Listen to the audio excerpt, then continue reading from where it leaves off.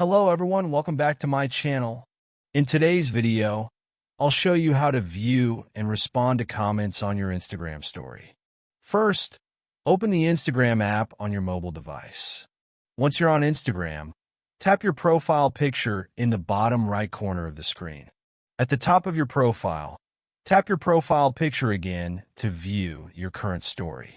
Make sure your story is active. While you're viewing your story, swipe up from the bottom of the screen. This will show you a list of people who have interacted with your story, including any views or reactions. You'll see all the comments under the comments section. From here, you can reply to specific comments by tapping the reply button next to them. And that's it. By following these simple steps, you can easily view and respond to Instagram story comments. If you found this video helpful, don't forget to like and subscribe to my channel for more tips and tutorials. Thanks for watching.